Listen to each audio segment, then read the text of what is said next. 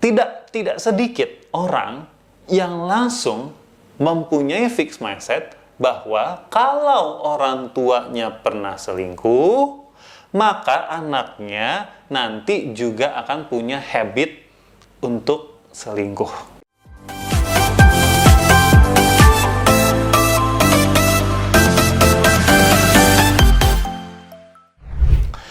Halo semuanya, kembali lagi di channel Tanya Kak Sam. Masih di edisi Valentine, gue akan membahas hubungan antara growth mindset dengan relationship, ya.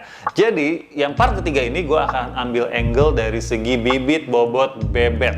Biasanya kalau kita punya pasangan, pasti kita akan berusaha untuk mengenal background keluarganya, masa lalunya, dan sebagainya. Nah, disinilah kadang-kadang masalah atau sumber masalah jadi timbul, yaitu ketika kita melihat background seseorang dan menjadikannya sebagai dasar untuk memiliki fixed mindset terhadap orang tersebut. Contoh, misalkan kita punya pasangan, ternyata orang tuanya harus berpisah.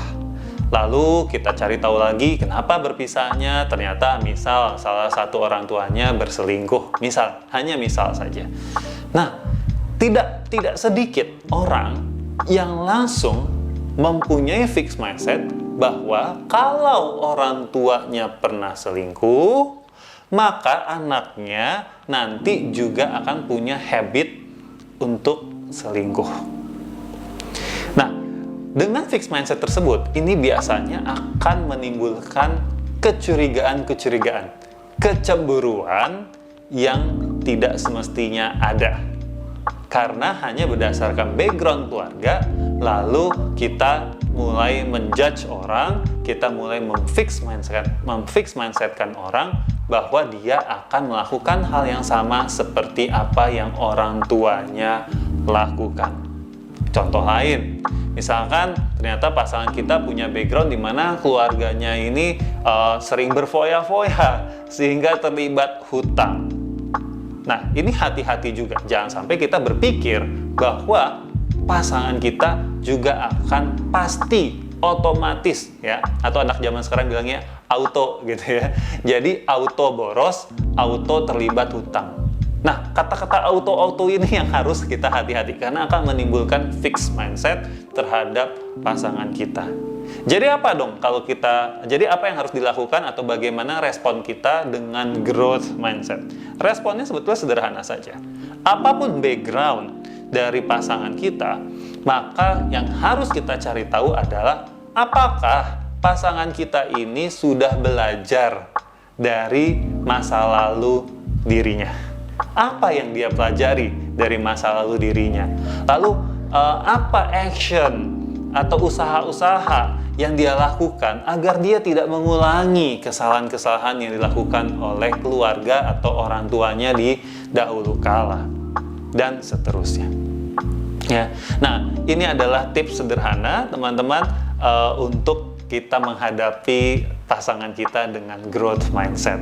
Semoga dengan mengikuti ini sudah ada 3 edisi atau episode tentang Valentine. Di Valentine nanti teman-teman bisa lebih romantis lagi nih sama pasangannya, dan masalah-masalah yang ditimbulkan oleh fixed mindset sudah bisa selesai. Nah, ya, saya mau ingatkan lagi, jadi ada 3 ya, nanti video lengkapnya bisa lihat lagi ya. Tapi saya mau rangkum dulu nih, ada 3 hal. Yang pertama adalah kita percaya bahwa pasangan kita bisa berubah dan saya masih bisa berubah. Seperti kaos yang saya pakai, I am not done yet. Saya belum selesai dengan diri saya masih bisa berubah. By the way, kaos ini juga kita jual di toko kita, namanya fstory.co. Ya, silakan langsung aja beli di situ. Atau di Shopee juga ada fstory.co. Oke, balik lagi. Yang kedua adalah kita juga harus melihat, walaupun pasangan kita melakukan kesalahan atau habit yang berulang kali dan itu tidak menyenangkan kita, maka fokus kita adalah mencari jalan keluar agar dia tidak mengulanginya. Bukan membuat itu menjadi fixed mindset dan membuat itu menjadi sebuah pola.